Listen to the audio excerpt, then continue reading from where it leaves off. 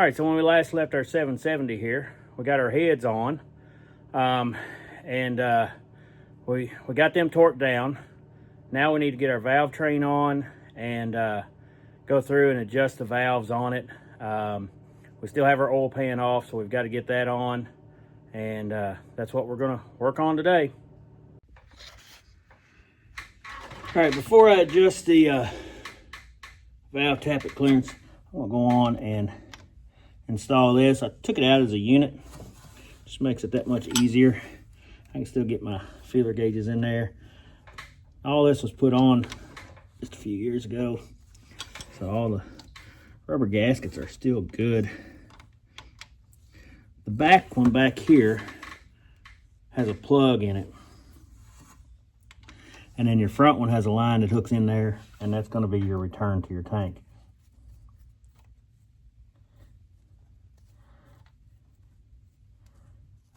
I do this before I put the valve covers and everything on, because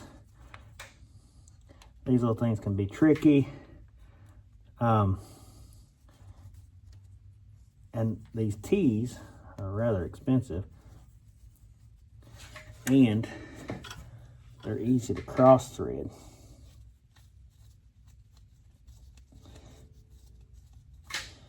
And so when you got your water jacket on there, it makes it a little tougher. And these are a bear if you have to take them apart and replace O-ring or the little rubber seals in there. Man, they are a bear to get out. So taking the whole thing apart like this in one unit makes it easier. See, there's a rubber gasket in here and the rubber gaskets on each end. That rubber gasket has to sit down in there so far, and then you can let it thread it up.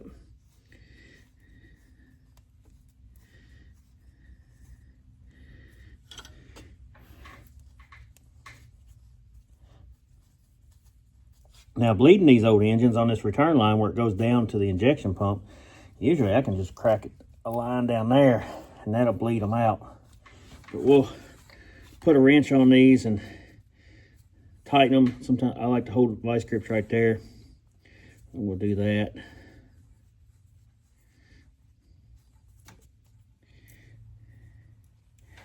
Go on and put that end line back on there. See if I can get you to where you can see that.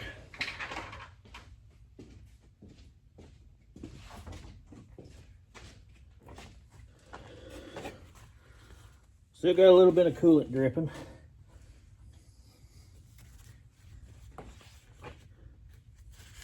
We'll have to pull that off after that little bit drips out. I'll have to figure out what the heck's going on with it. Now I've got a fuel line on here. Because of course when it broke, it had a full tank of fuel in it.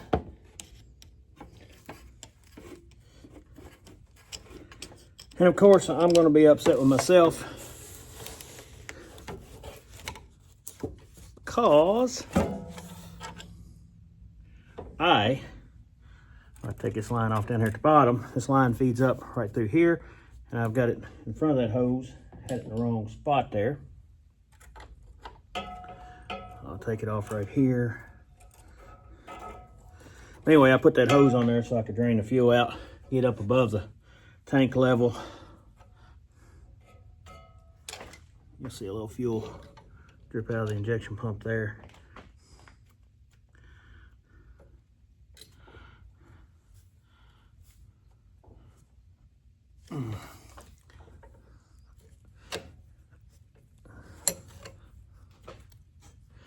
I had that slid back there as I was putting that rubber line on there to let that fuel drain. All right.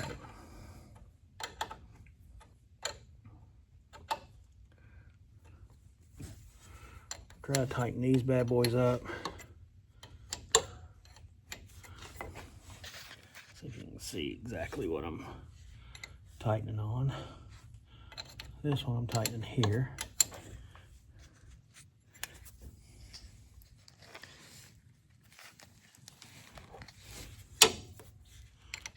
can see or not. There we go.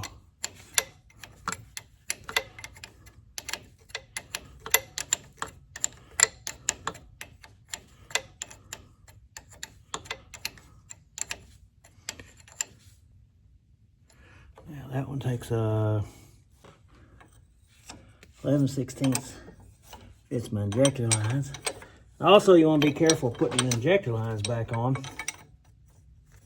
When you tighten them up, these newer injectors you get, the old ones had a, right here where my finger is, had a little hex deal on there where you could hold them with a wrench.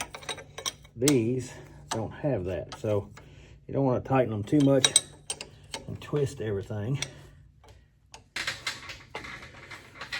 So I'll probably do a little story later on this old tractor, but this is my first tractor that I ever bought in high school and started farming with it. And I could have upgraded several times. I've got other nicer tractors. I could have upgraded this one. Could have sold it, upgrade it. But I don't know, kind of sentimental on some of those things. I traded my first truck in on a 95 Dodge. That was I bought it new in 95, just out of high school. My first truck was a old square body Chevrolet. Wasn't worth anything when I traded in. 3/4 ton 4-wheel drive. You know, you almost had to pay them to take the thing. But boy, if I had it now in the shape it was in, which it wasn't in too bad a shape, she'd be worth a fine penny. I'd also like to have it.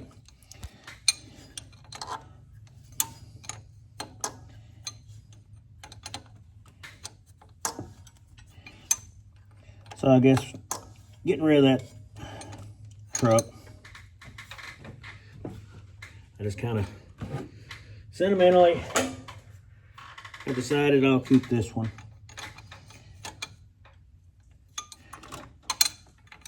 I put a lot of work into it myself. I know it looks rough.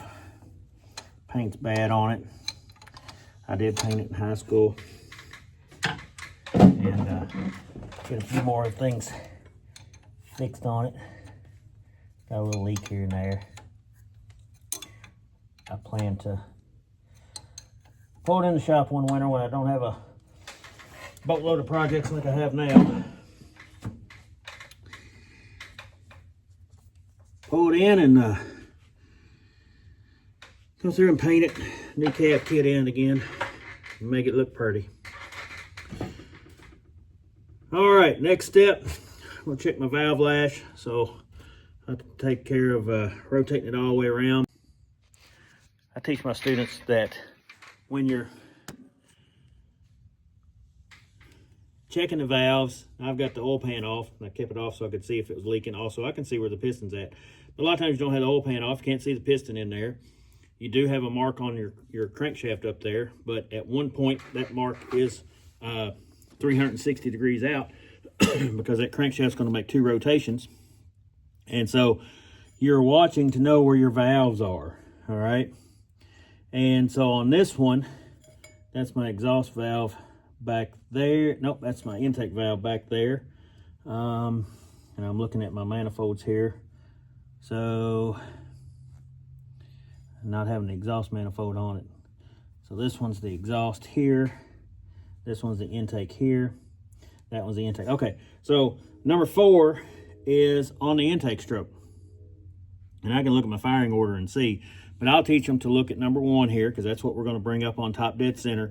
We're going to watch the valves. Then we're going to watch this exhaust valve here open. Then we're going to watch our intake, it close, and our intake valve open. And then we're going to line up our pulley on our timing mark, and that will put us at top dead center of the compression stroke. So that's one thing we'll work on here next. We'll check our valve lash, put our valve covers on, then we'll mount our manifold with our turbo, intake, and all that stuff. Now we're going to begin to get the engine timed and adjust our valves. And we're doing this cold. You can do a hot or a cold adjustment for the intake valves. It's 15 thousandths clearance on a cold adjustment, and the exhaust is 25 thousandths clearance. And on a hot adjustment, it is 15 thousandths on the intake and 20 thousandths on the exhaust. So we're going to rotate the engine around. We'll rotate it clockwise. And we've determined this is our exhaust valve here. This is our intake valve. So when I teach this to my students, knowing the 4 strokes, I teach them that on the intake stroke, the exhaust valve would be closing, the intake valve is opening, the intake valve is open the duration of the intake stroke, and then it closes as we start in on the compression stroke, and then we want to go to top dead center of the compression stroke. So if we rotate over here, we see our intake valve is opening. We've built up some compression here, which is good. So it takes me a little bit more to turn it. I'm just turning the fans, all I'm turning.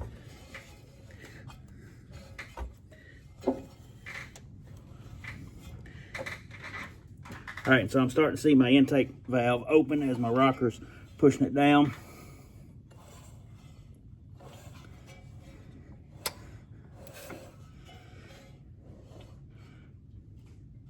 And so now we should be coming up on the compression stroke, and we'll go down here on the side and look and see where we're at on our top dead center on the timing mark on the flywheel.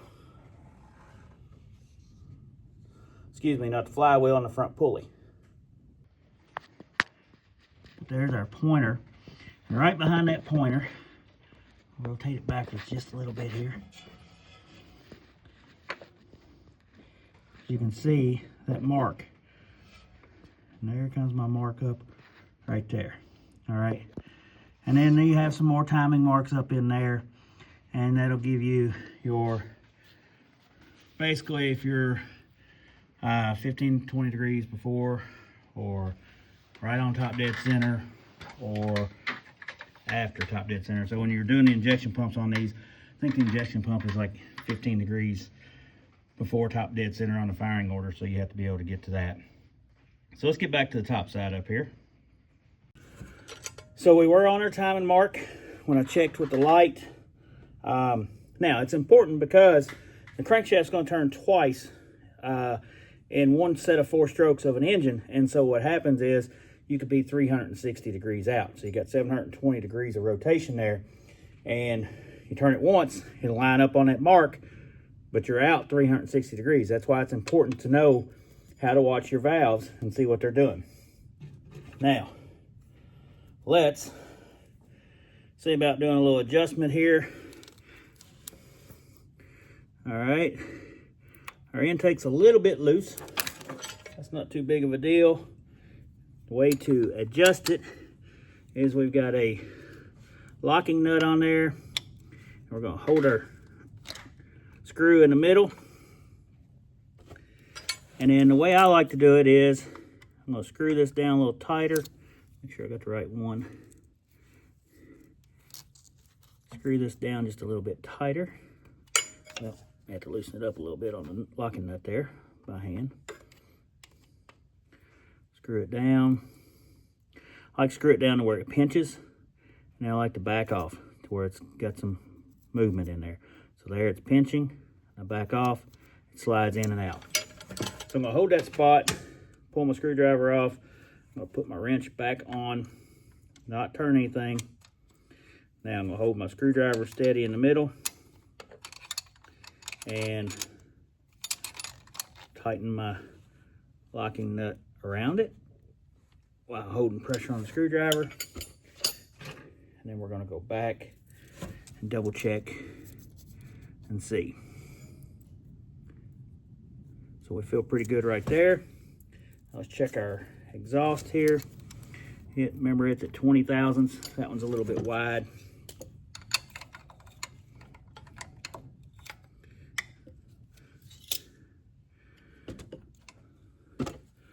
got it loose. So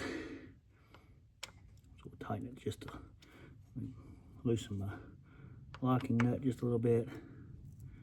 Tighten it down right there. Loosen it up just a little bit. And there's how we like it. Now we'll stick our wrench back on.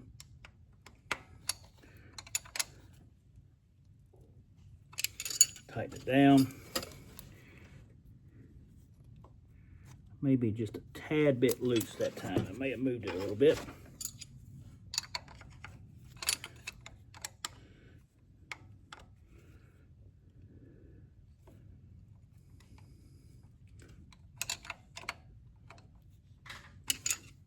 Let's try it again there. All right, there's where we want it at. So it slides in there. Not a lot of play where it slides in. Now, on this one, we can do cylinder number 1, all right? We can also do the intake valve on number 2. Let's see, this is our intake valve on number 2, right here. That's gonna be our exhaust. Intake's gonna be on the inside, because they're getting from the ports there and there, all right? And we can do the exhaust, obviously, on 1, and we can do the exhaust on 3 over here, okay? And so, intake here, and then exhaust there. And they have play on them. They don't have any pressure on them. If you had some pressure on the rocker arm, or on the push rods and the rocker arms there, if they had some pressure on them, then they would be a little bit, that one's feeling a little bit tight right there, but they would be a little bit tight, and that could be an indication that you're 180 degrees or 360 degrees out of rotation. So we'll check this one.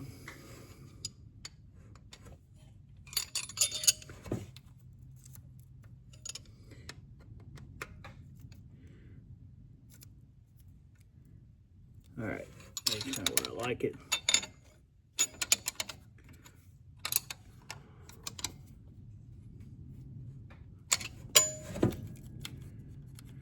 All right, there's that one.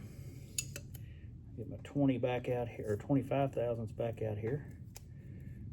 We're doing the cold. 25 thousandths, that's gonna be my exhaust right here. Probably just a smidge tight. Not bad. We'll loosen her up. All right. I'm so sorry. Forgot to change the camera angle. We're back here on these. So we got that one pinched down about where we want it.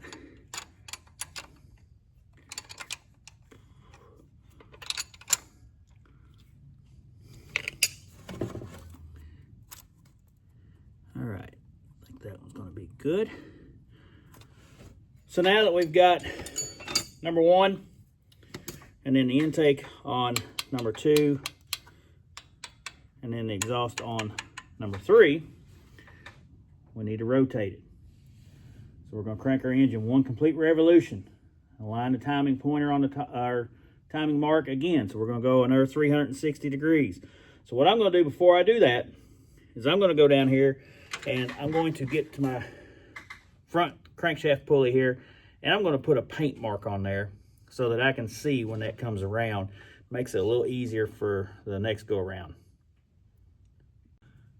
So now we've got it back on our top dead center mark, but we are 360 degrees out on number 1, which is fine because we're going for our next set to get them set up. And so now we can do the intake on 3. All right, that's this one. And we can do the intake on 3 and 4, and the exhaust on 4 and 2 right here. So let's get our feeler gauges back out and we'll take care of those. So let's do our intake first. That is number 3 Make sure I got 15 thousandths. Yep. Number 3. All right, that one's a little tight. So we'll loosen it up.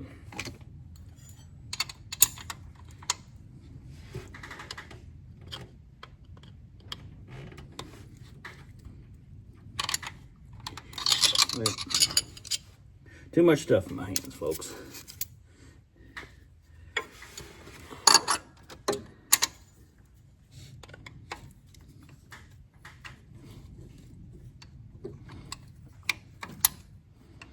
Okay. Now let's see what we got. Which one's 15 thousandths? This one. So we'll slide it in here.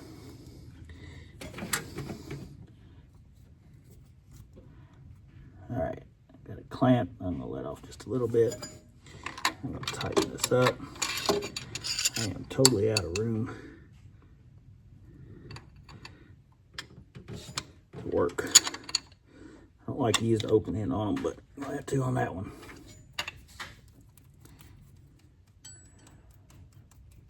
So that one looks good.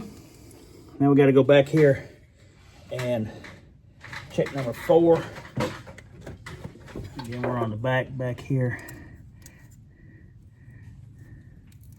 Number 4 is a little on the tight side as well.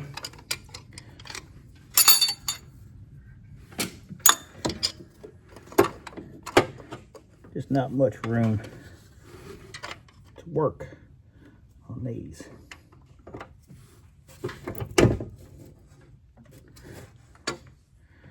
I like Case tractors, but I do not like how they did this cowl system.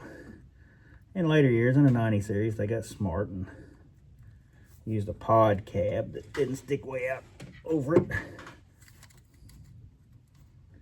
All right, to where you could work on it. Okay, so there's our intakes. Now we can do our exhaust on our 2 and 4. I'm already back there, so I get about 25 thousandths out.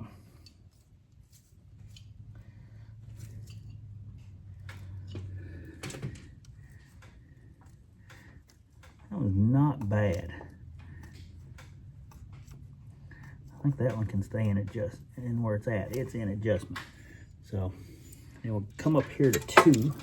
All right, so exhaust.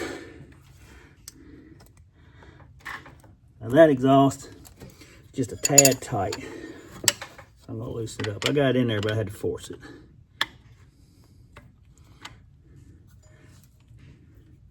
So right there, feels pretty good.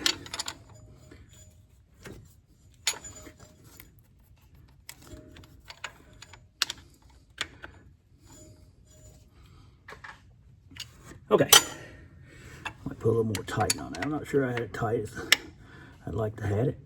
There we go. So we'll have to come back later on after we run it a bit and readjust those valves and get everything set up. Now we can install our valve covers. That'll be the next. And then on this one, we're gonna put our manifold, exhaust manifold and turbo and get all that hooked up. Time to install our valve covers. Put our new gaskets on here. This front one's tricky. Right here. Let me get you positioned where I can have you see, but the front one's tricky right there because of my AC compressor. And I did not demount all of it. I did loosen it up a little bit. We're going to set these on. Get them positioned, and then we're going to clean up our valve covers with some brake parts cleaner. Make sure there's not a notch right there. All right, so we'll get them and get them mounted on there. All right. Set the rear one on there. Now what I cleaned up was all our mating surfaces. I did not clean the outside. I had some stuff in the parts washer and I really couldn't get these in there. Adjust this gasket just a little bit better.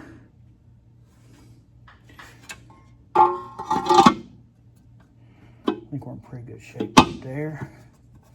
All right, that feels pretty good. So we get we've got a cork gasket that, get them out of the package here. It goes right here, and that's where our blow-by tube will set. There's one hole for each cylinder head. And that's that cork gasket.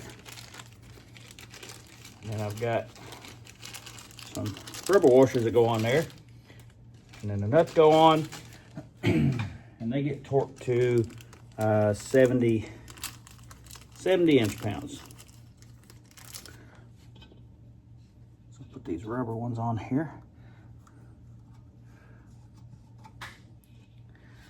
65 to 70 inch-pounds on torquing those bolts down. And there are some washers. I'm going to take these over and clean them up a second. I went ahead and installed both valve covers, and then we've got these little washers. They just got a little cup to them. I just cleaned the bottom side of them up. They ought to be fine. Get our nuts out of here.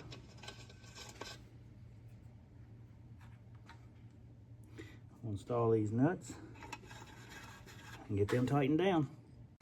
We've got those tightened down. All right, we'll put our new gaskets on our exhaust manifold side. Get ready to put it on.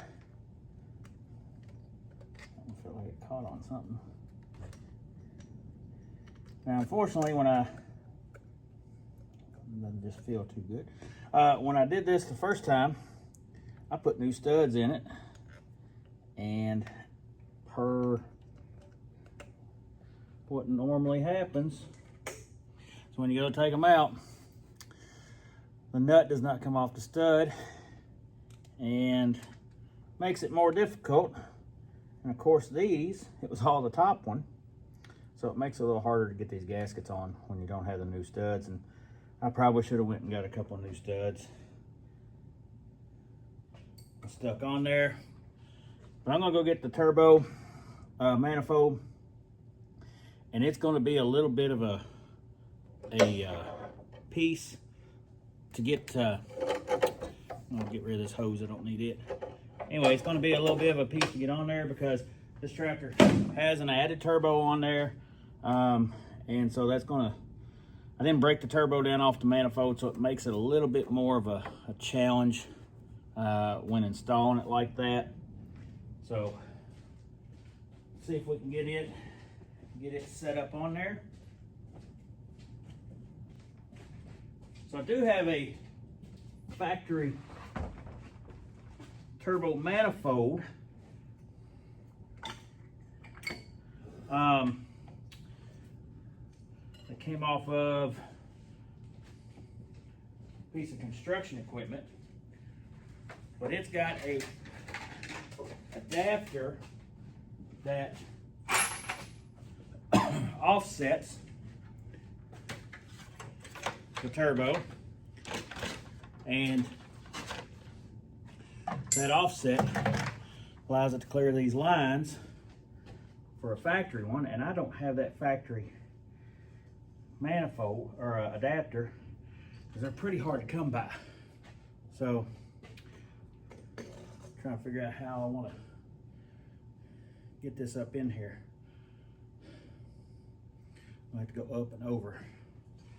I'm going to move the camera because it's going to be in my way for a minute. I'm wondering, and I think I know how I did it. I'm going to unbolt this charger from this bracket, but I had my water manifold off when I did that, and that allowed me to pull that right up through there. So let me unbolt it. I hated to, so let me do it. Okay, turbo is dismounted. Yep, so what I'd done before, when I took it off, The reason I can take it all off in one fell swoop was I had removed that water jacket there. And that, in effect, allowed me to slide all that off right up through there.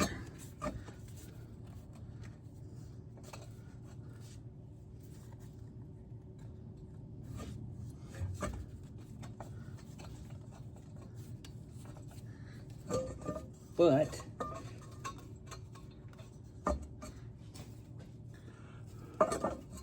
one gasket fell back here.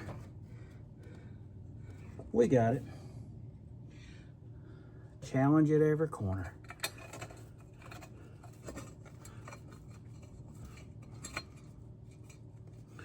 So you want to be a mechanic.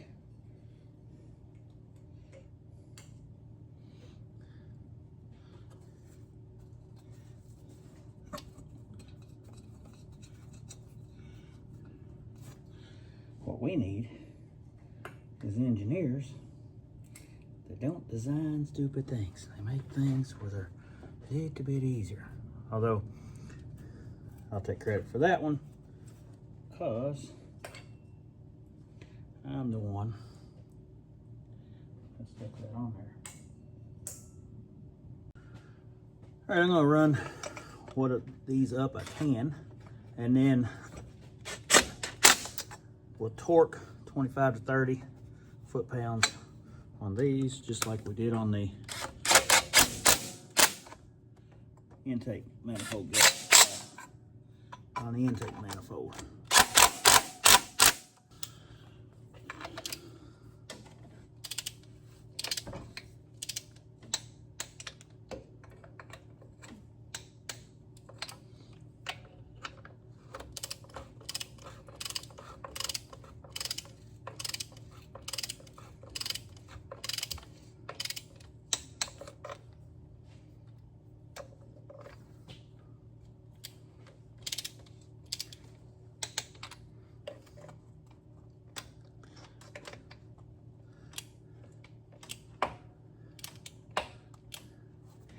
Quite make it on that one real easy.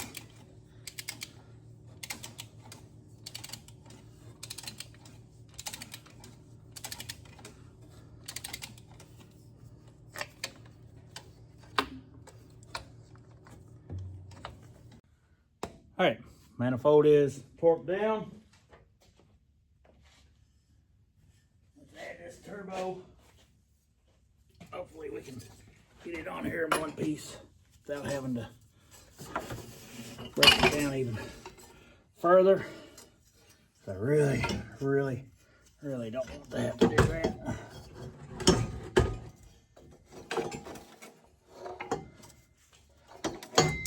But sometimes that's what you run into when you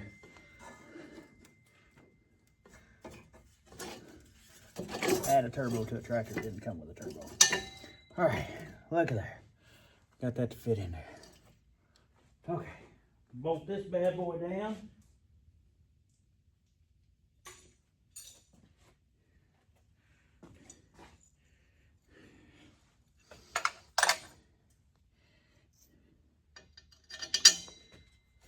Bolt it down, and we'll get our intake side stuff on there, intake tube. Probably won't put the air filter on it until after I start it and run it. Make sure everything's good. I'll have to, before I do all that, I'll have to change this oil filter and add oil to it. But we're getting there.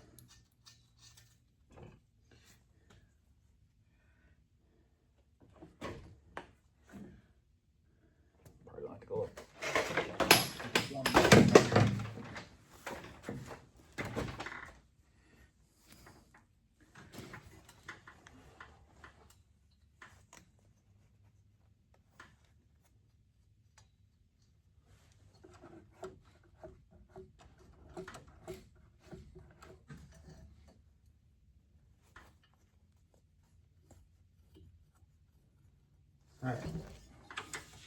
that one started in there.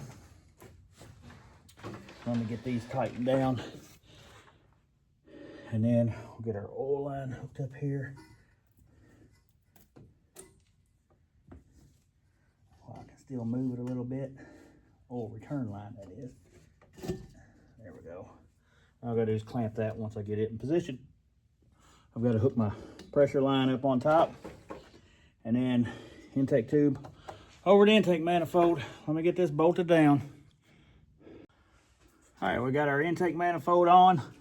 I just need to tighten that boot up, and then we'll put our air filter system on. I did notice a short oil return hose was kind of looking a little bit rough, so I'm going to take care of getting a new hose. I'll get these AC lines tidied up where they're out of the way, and get a few other things hooked up, like my line for my manifold heater. I'll put it on there right now while I'm thinking about it. But a few things to tidy up, and then we should about be ready to get her started once I get the oil in it. We'll see what she does.